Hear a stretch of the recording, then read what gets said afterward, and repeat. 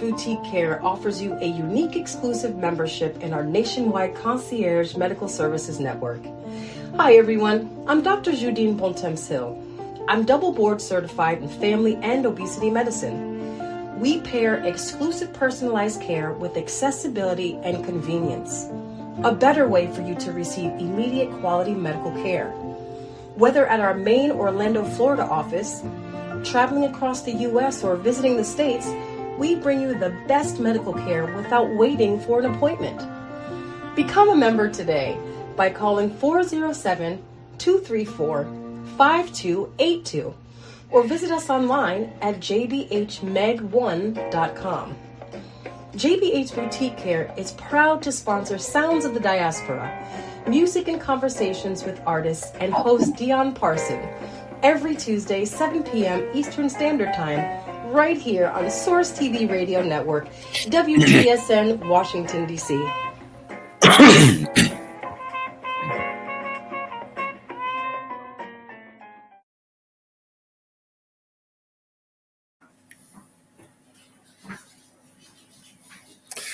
Good evening, everyone, and welcome to this week's episode of Sounds of the Diaspora, Artist to Artist, a conversation with yours truly, Dion Parson. Please join me in welcoming this week's guest to the Sounds of the Diaspora, the one and only cellist, composer, arranger, conductor, and the occasional vocalist, I just remembered. Please join me in welcoming Miss Akua Dixon. Thank you so much for having me. How you doing, Akua? I'm doing great. Thank you so much, Dion. It's good to see you. Likewise, it's really good to see you. It's been a while. Yes, it has. Yes. How are things these days? Well, they're going very well. You know, I'm enjoying life.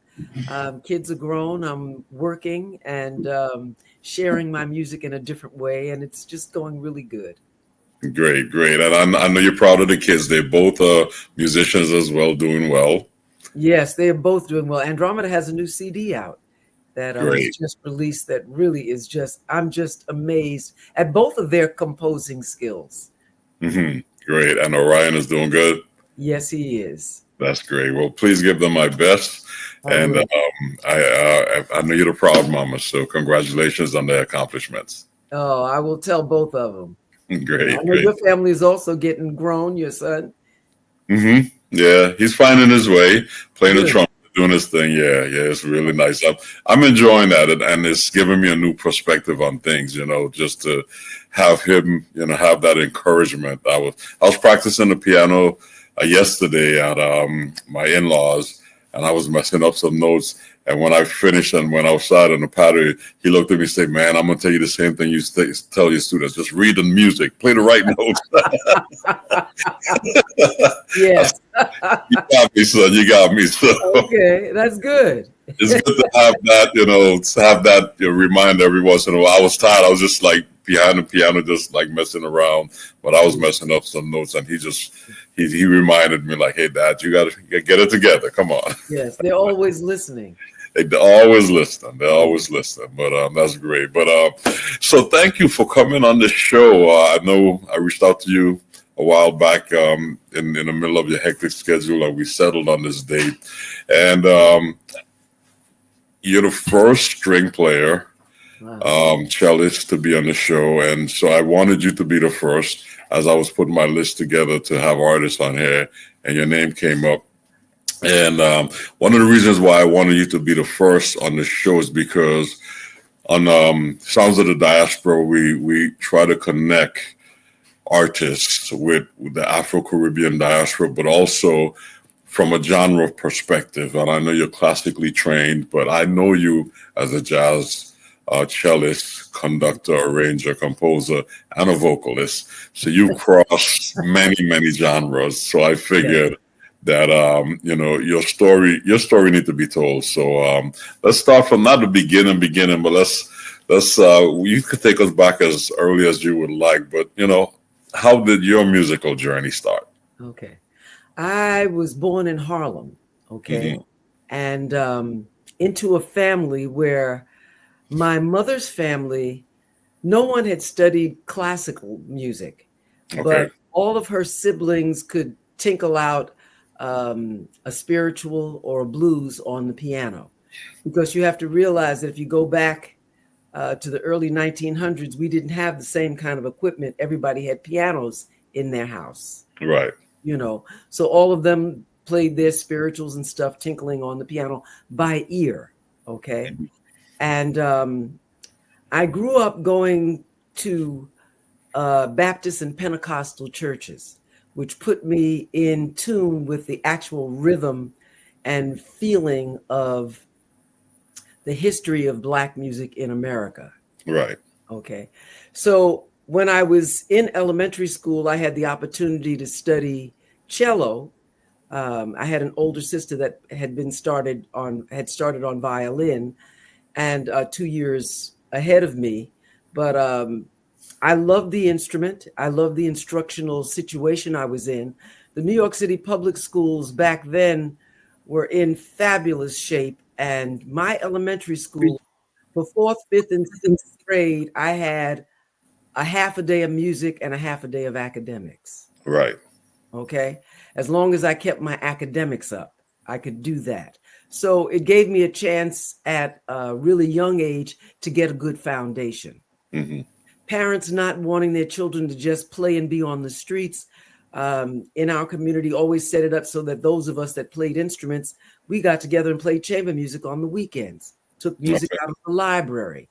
So at the same time I was playing classical music, like I said, I was going to a Black church and in a Black household and community where I had to be able to participate in African-American music. Okay. Mm-hmm.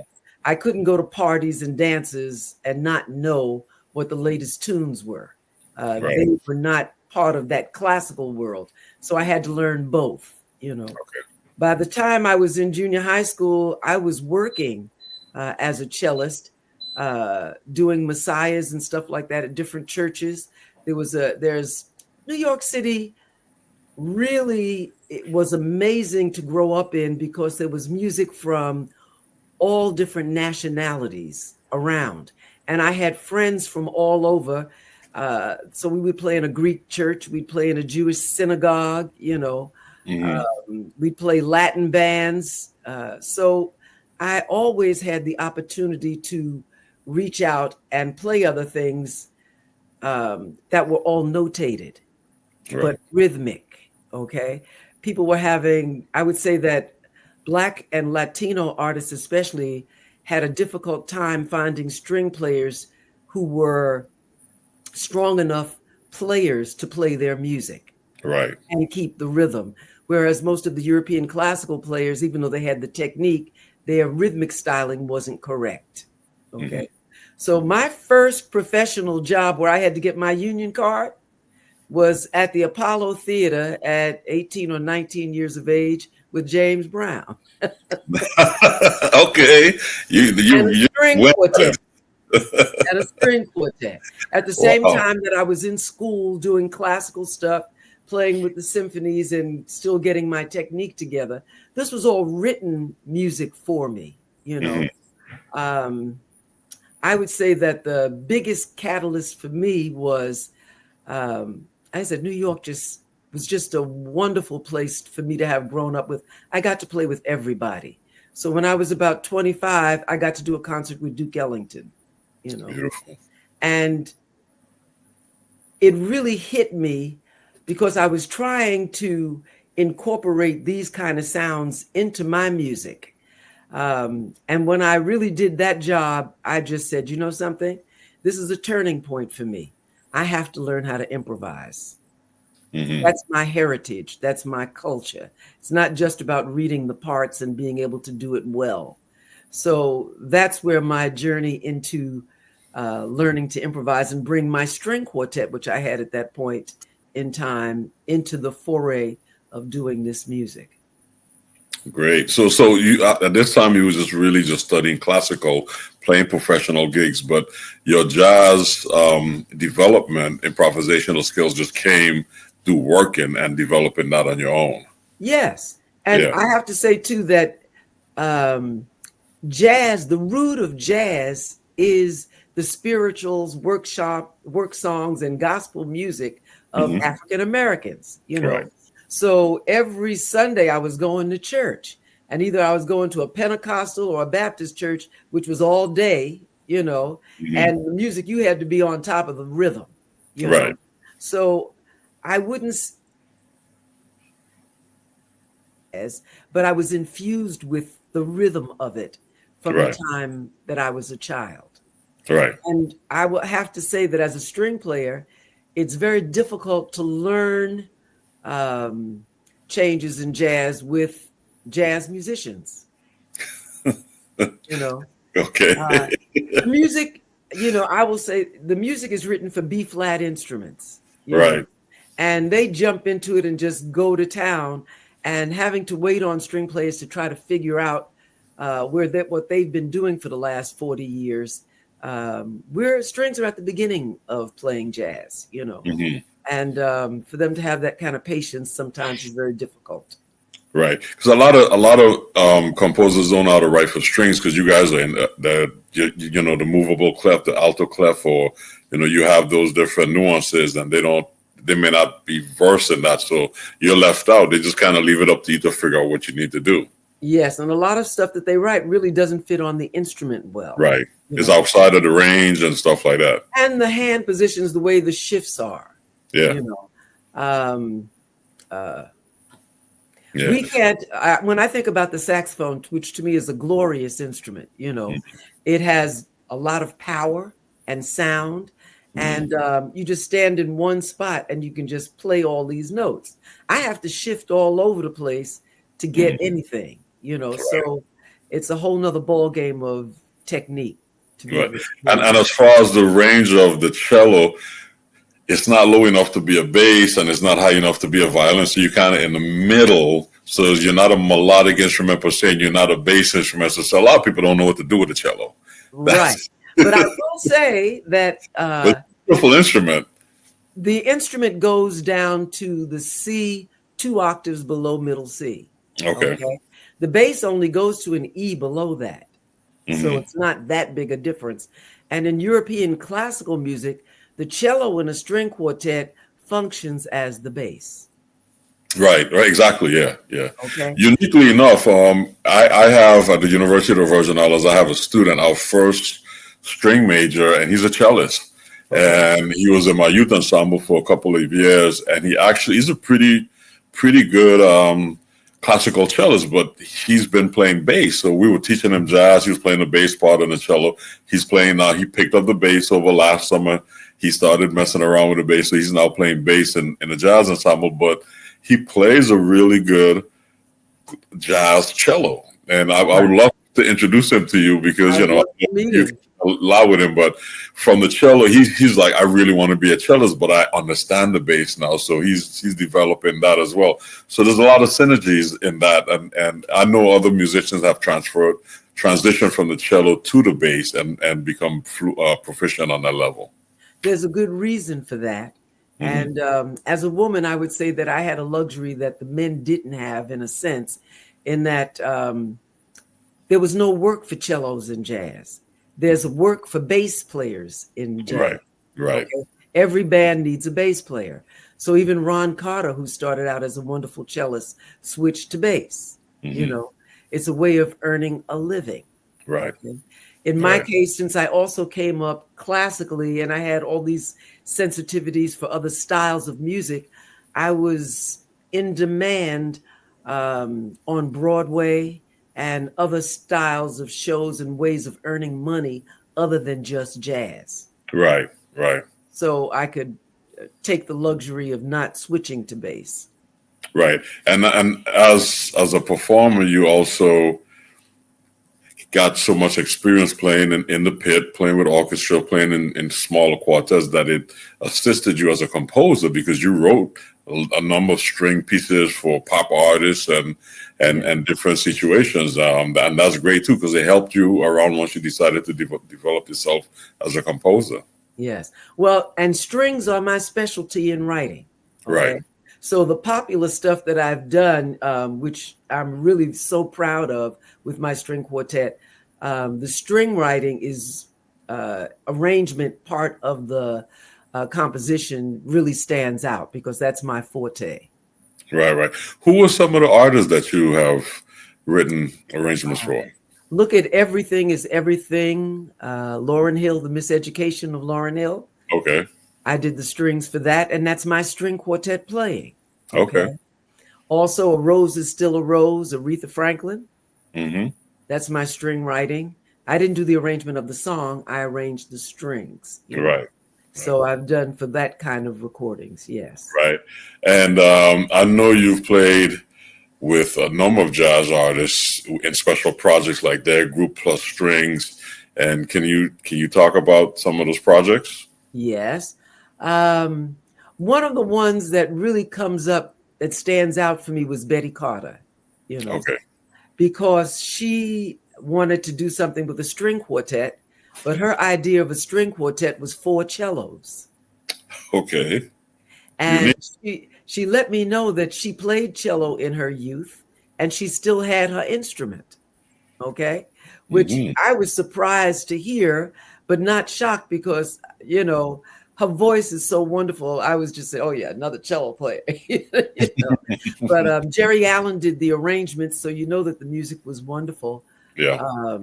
The Max Roach double quartet was a major learning experience. Like I said, working for James Brown, in comparison to the symphonic repertoire that I had to play in college, because I was in college when I did his show, the music was technically simple in a certain way, but the rhythm had to be on point. Right. There's no way that you could be on the stage with James Brown and not have lick and stick, the bass line or whatever you had to play, not be with his band, or he wouldn't keep you on the stage. Right. Okay. So I learned the rhythm of funk. I did Temptations, all those, the Pips, all those bands in there. I learned the rhythmic harmony of all that they were doing when I was in college, in my college years. Later on, growing up and getting to work with Max, that was 81. That was major in that I had worked with a lot of Latin artists and recorded with Cachao and La Lupe, Hector Lavoe. So I really had my rhythmic thing, I thought, together. And then Max called us for this gig, and he's a perfectionist. And he let us know that he has to be able to just, when the concert time came, sit down and play. He can't wait on anybody. Right. So he rehearsed us from September until June. Okay. That was my 9 to 5. And then we went to the theater to work after that. And every phrase he played, and we were at my apartment. I was pregnant with Andromeda at the time, so it wasn't an easy time for me. Wow. Okay. I remember because we started rehearsal in September. I took off to have the baby and then went right back into rehearsal after that. And it wasn't easy. But every phrase that he wanted rhythmically played, he would just, even with a telephone book and brushes, play it exactly how he wanted the strings to mimic the rhythm. Okay.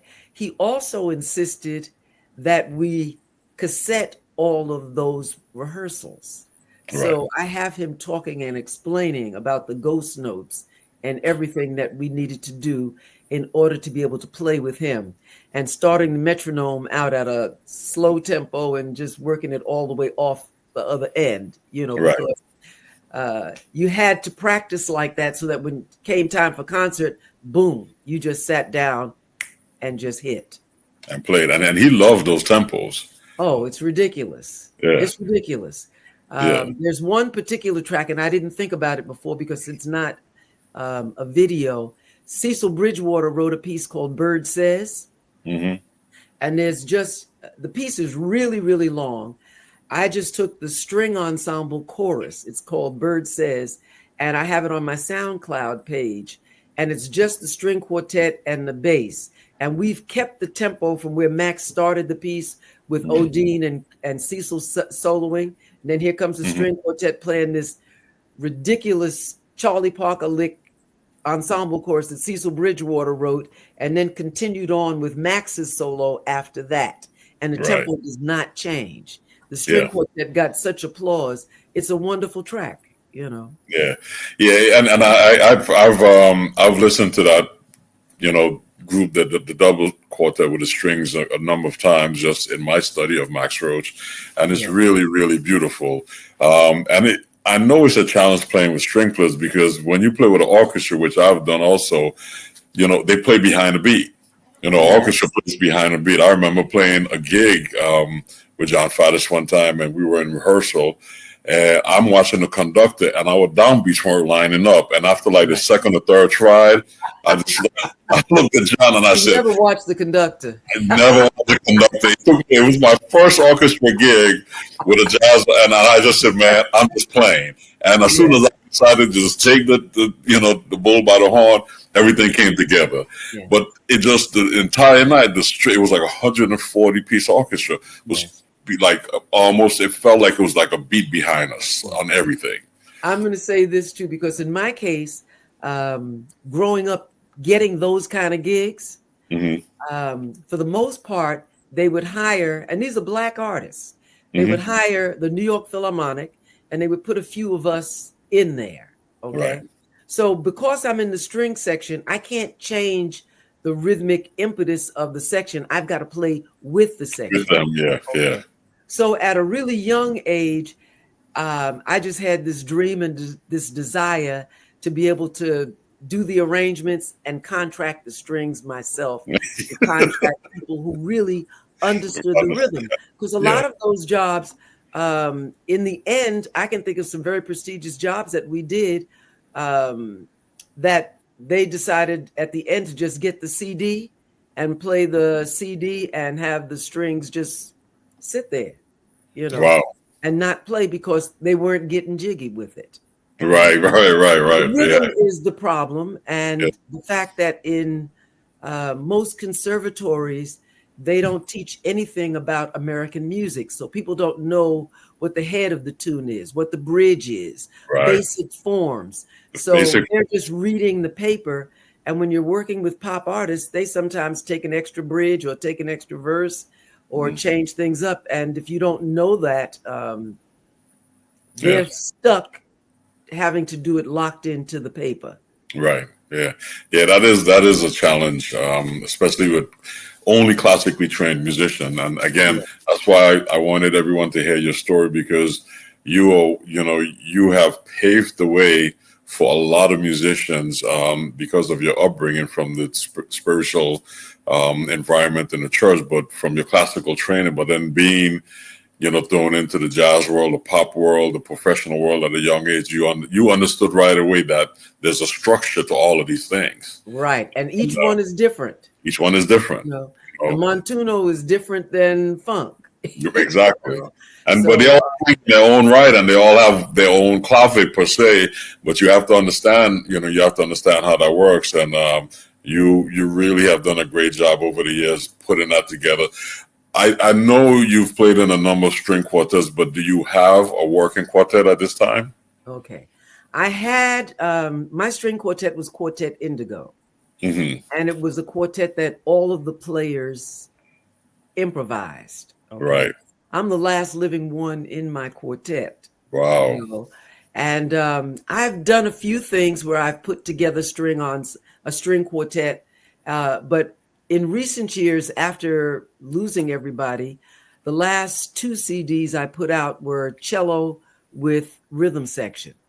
Okay. Because I felt that the violin has already been out there as an instrument with a rhythm section. Right. Okay. And the cello had not. So I really I did some writing and a lot of practicing in order to get that together and put the cello out there as a featured instrument. And I was really blessed because on the last CD, Ron Carter played bass for me on a couple of the tunes. Nice. So it was just an amazing experience to do that. I can easily put together a string ensemble of people that work together with me, but having an ensemble that is together as much as the one I had over all the decades. I don't have together at this time. Okay. But it's great that you still have people that you can pull together and still make that happen. Yes. I'm trying really. I've got 50 years of string quartet, quintet, and orchestra, different string ensemble writing music that I've done. At this point, I'm trying to get other people to play it. All right. I know I can play it and that it works. I need the classical community, because it is notated, to be able to get the right inflections and do it. So that's where my focus is right in here. I can think of a particular job I did for Jazzmobile, and the strings section, Louis Nash was the drummer. Okay, so when the band had an ensemble chorus, he had the timing and everything with them just popping, and it was correct. The string section had the same ensemble chorus a little bit later, but the rhythm, and like you said, the beat was behind the beat, but the phrasing was like European classical phrasing. And they didn't switch and listen to what the band was doing and play it like they did. But Louis switched up. Right. Okay? Yeah. And then when we finished playing that way, he switched back. Yeah. Well, you got the right guy for the job. It was memorable. It was memorable. That's beautiful. Well, you shared with us a number of recordings that because we've been talking for a while, and I know our audience is like, we want to hear something. And what I like about the recordings that you share with us, it covers the spectrum of what we've been talking about. So it's not just quartet or with a rhythm section. So this is really nice. The first song you shared with us is a song called Circling, and it's a complete cello ensemble. Yes, that's a very special arrangement in that there's an organization that's been around since 1998 called the New Directions Cello Festival, and they still have it every year, and it's cellists that come from all over that share what they're doing, new directions in music on the cello. Okay. So and I've presented pieces with them many times. That particular year that I went and I took that piece, it's not an easy piece to play. It's in 11. And it's interesting in that some music can be played just by looking at the metronomical aspect of it on the paper. And other pieces, you have to hear the phrase and just sing and play the phrase. It's about what came first. The phrase came first, then it was mathematically figured out and put on the paper. And then when you perform it, you have to give it that personal flow back again. So it took them a minute to get it. So there's no improvising on this piece on that particular recording, but it is meant to have also improvisation. But they did a wonderful job playing the piece. Beautiful. Well, let's check out Akua Dixon's Circling.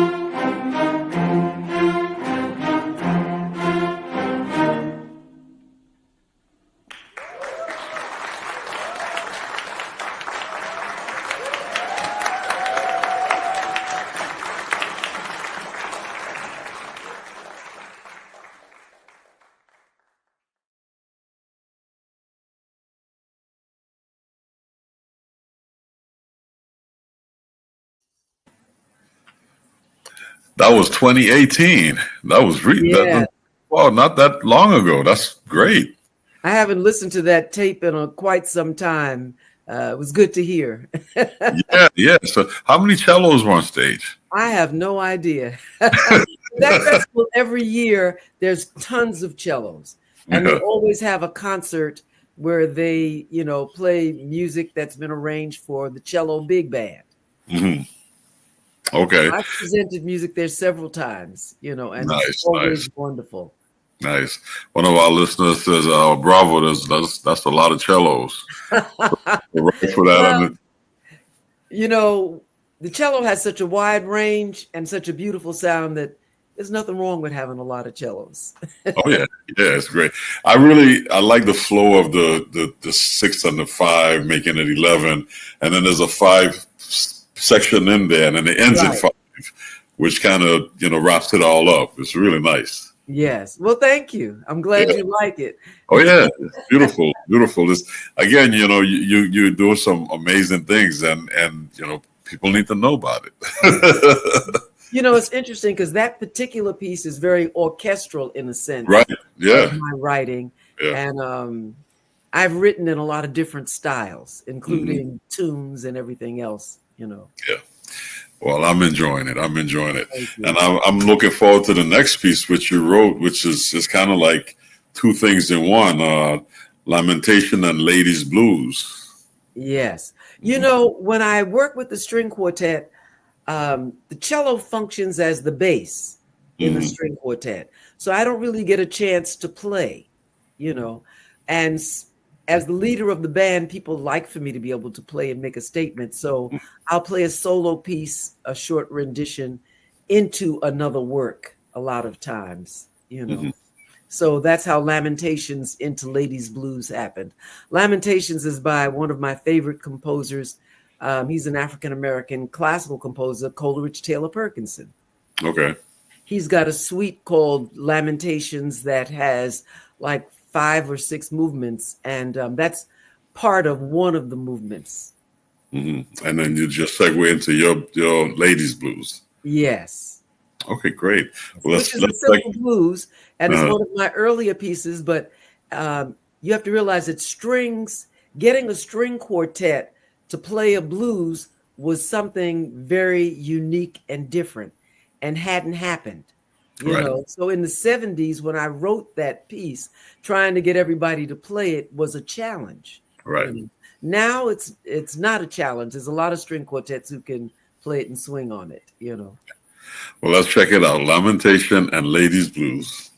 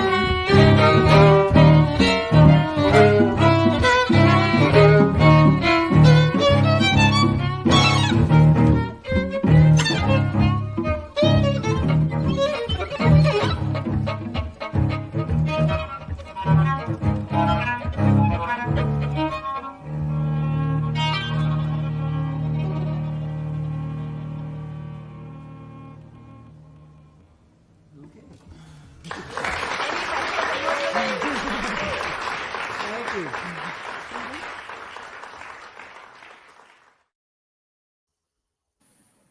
Now, the interesting thing about that particular piece, too, is that the cello is walking the bass line, and sometimes it's done with the bow, and sometimes it's done with pizzicato. So that was another technique that I had to develop. Right.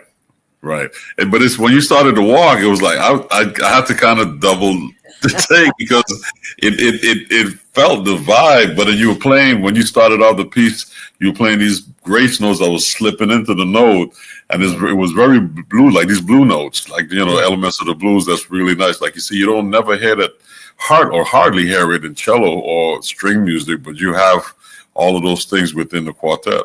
Yeah. Well, that kind of sound comes out of African American music, right? You know, or music from the diaspora, because we bend tones, you know. Whereas European music is usually very precise and just head on and on the point, and that's really where it's coming from.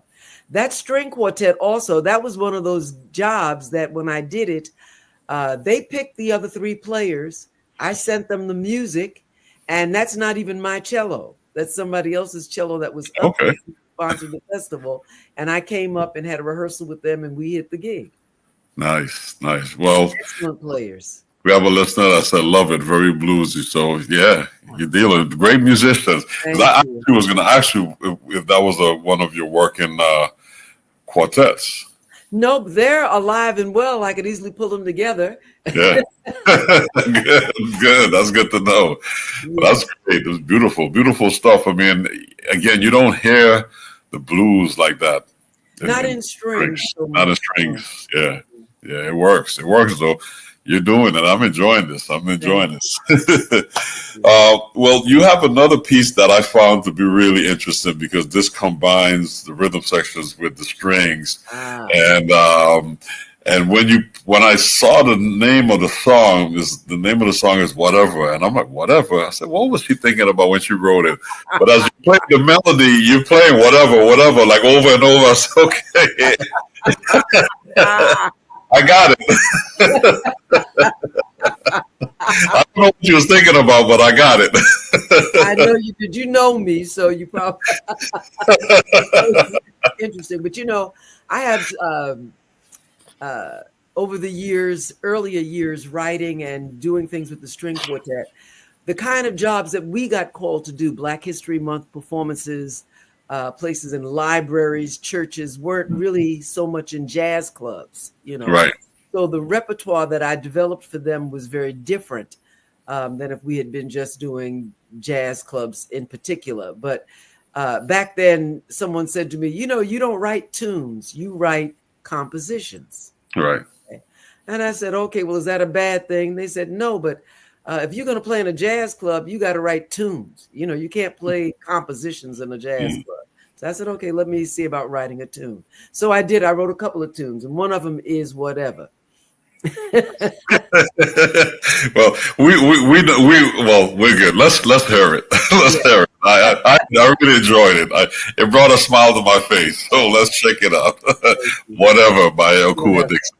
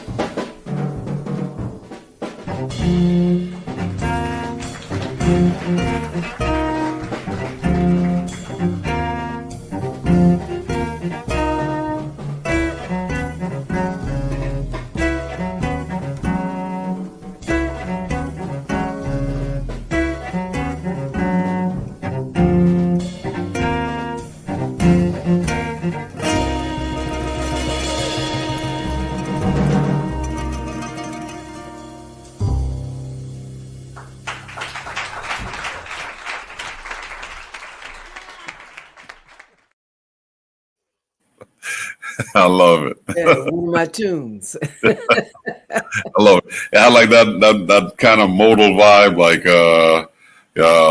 like so what-ish. What? Yes. Yeah. Yes. But it's in a key that works on cello. Cello, right. And, right. It's difficult for string players to go and sit in because you got to take a wire, and for cellists you got to have a chair and a strap, and it's just a pain.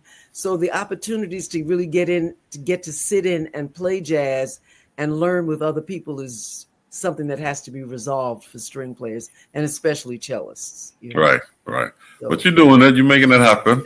I saw you at Freddie Bryan on guitar and Orion doing his thing on drums. Yes. And the man KD on bass. Yeah. Yes. They've stuck by me for a lot of years. Trying to work all of this out because it's not it was something that I had to figure out. Right. Yeah. Yeah. Well, you figured it out, and it's a swing, and it's happening. I'm loving it. Doing a great job. So that's really nice to hear that. And again, I immediately thought of Miles Davis, so what, and the tradition of the tradition of jazz, and dealing with the modal stuff and all that. So all of those elements are being covered. So it's just really nice to hear the instrument being presented in that fashion. Thank you. And I'm glad you got it, because that's what I really wanted to achieve. Right. Whatever. That's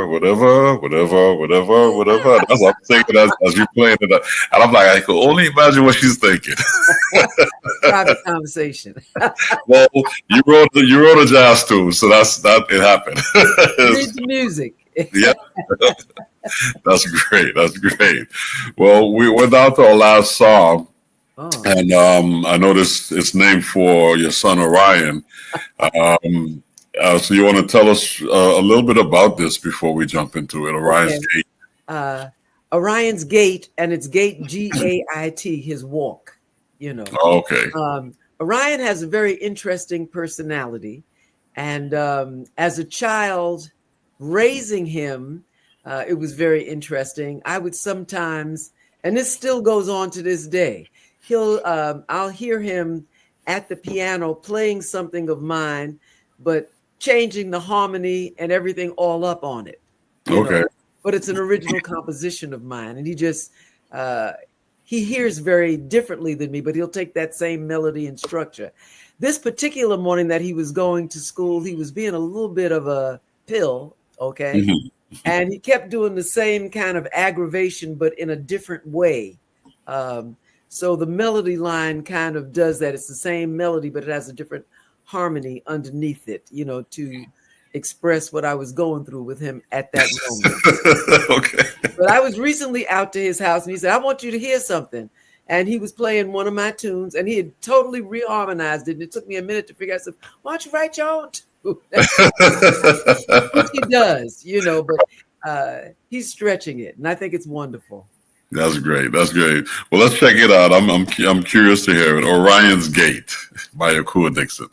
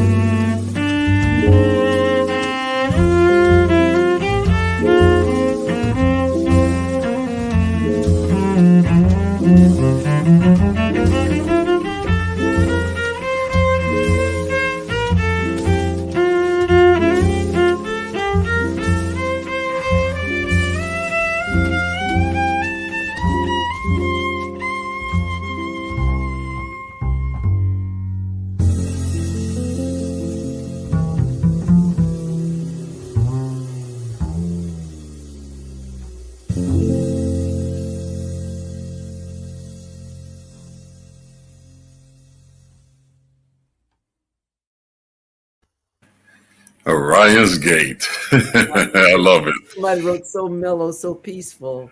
Yes. Answer back. Thank you so much. You have a new fan. You have a new fan. Great. Thank you. It's been so wonderful having you on the show, Akua, and for you to share your time, your upbringing, your music with us, and your experiences. I really appreciate it. Well, I appreciate you, and we've worked together in so many different situations, over the decades, so it's been a nice journey also getting to play and work with you, especially I think with the shell choir and stuff like that, where I was doing other kinds of things, So. Right. Beautiful. Well, thank you for being here, and all the best, continued success with your different projects. If you have any new projects coming up, let us know. We'd love to share with our audience and showcase you and have you back with other projects in the future. So let's stay in touch and keep the music happening. Thank you so much. It's good to see you, Dion. Take care. Likewise, all the best, Akua. Take care. Peace and love. Yes. That was Akua Dixon, cellist, composer, arranger, conductor, and occasional vocalist. Dear friend, someone I've known for a while. I'm so happy to have her on the show taking the time out of her busy schedule. And we hope to have her back in the near future. So that was Akua Dixon. So next week we have another special guest, good friend of mine, someone I've worked with in a number of occasions. So please join us next week as we bring to the sounds of the diaspora, the one and only Mr. Ron Jackson. You guys take care. It's been a pleasure. And we'll see you next week. All the best.